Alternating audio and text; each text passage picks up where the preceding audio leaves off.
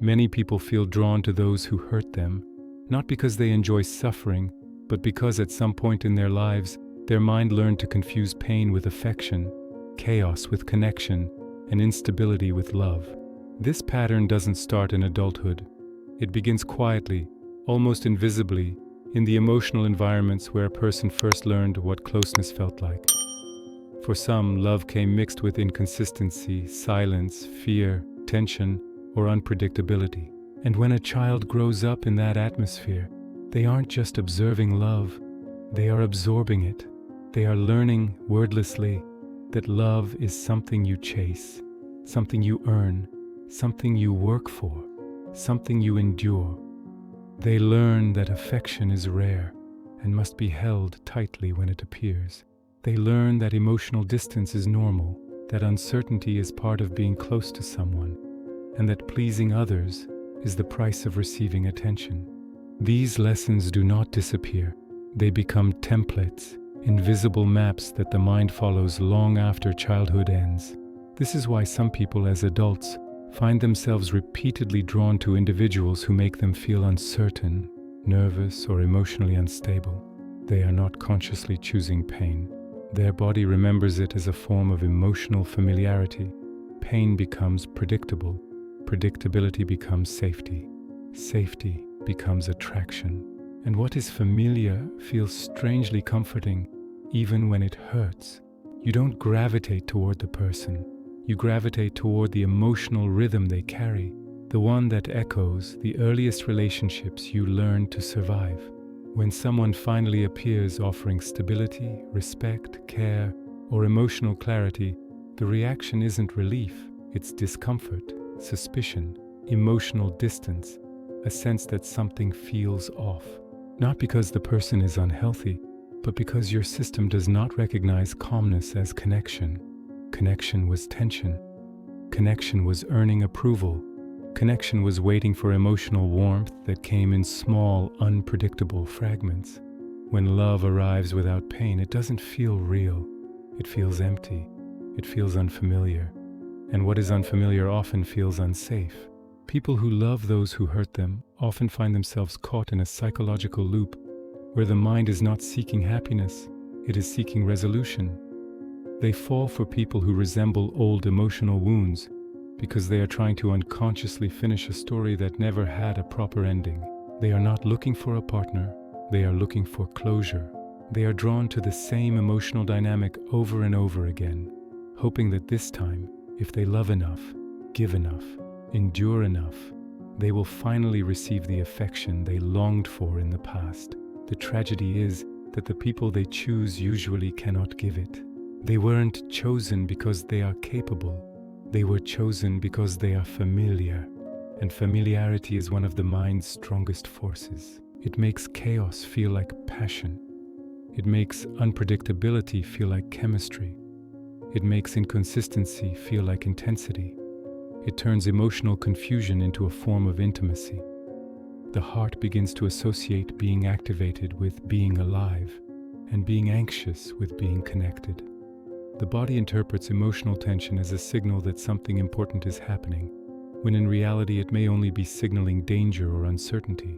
Many people believe they are attracted to a specific person, but the deeper truth is this: they are attracted to the emotional pattern. They love the chase, the temporary moments of affection, the dramatic highs after long periods of emptiness. These rare moments of sweetness feel overwhelmingly powerful because they contrast so strongly with the tension that surrounds them. When kindness is scarce, it feels divine. When attention is withheld, its sudden appearance feels addictive. The mind becomes hooked, not on the person, but on the relief they occasionally provide from the pain they created. And here is where dark psychology reveals its sharpest truth.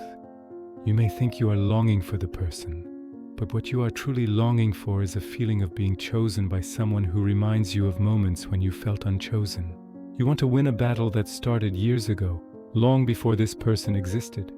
You want to rewrite an emotional history that left you searching for closure. But emotional ghosts cannot be defeated by recreating them. The cycle deepens because people who hurt you often mirror your oldest wounds with uncanny precision. They may be emotionally distant in the same way someone important once was. They may be unpredictable, intense, inconsistent, or demanding in the same pattern you once had to navigate. And it feels magnetic, not because it is right, but because it is familiar. The familiarity disguises itself as destiny.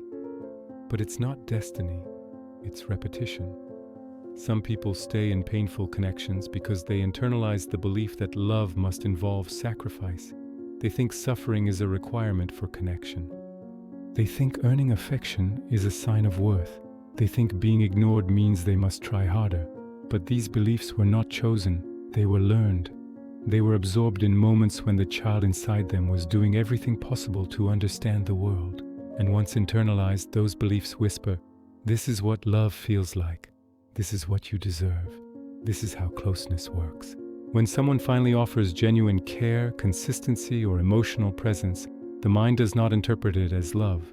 It interprets it as boredom, weakness, or something too good to be true.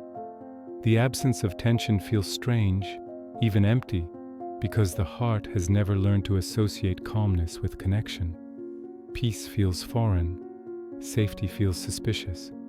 Good intentions feel uncomfortable, and so the person moves away from what could heal them and toward what feels emotionally familiar, even if that familiarity is damaging.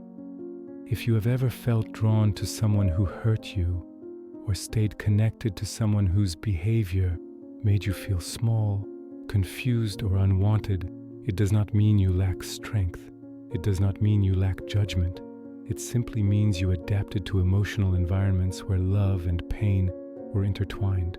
You learned to survive in places where affection was unpredictable, and the body often returns to what it knows before it reaches for what it needs. Recognizing this pattern is not a sign of failure. It is a sign of awakening. It is the moment you stop blaming yourself and start understanding yourself. It is the moment you realize you weren't choosing pain. You were choosing familiarity. You weren't choosing harm. You were choosing the emotional rhythm you were taught to endure. And the moment you see this clearly, you are no longer trapped inside the cycle. You are finally standing outside it, watching the pattern instead of repeating it. Now tell me, have you ever felt attracted to someone who hurt you? Have you ever stayed because part of you hoped the story would end differently this time? If any of this spoke to you, comment yes and subscribe to Inner Ghosts for more truths most people never dare to face.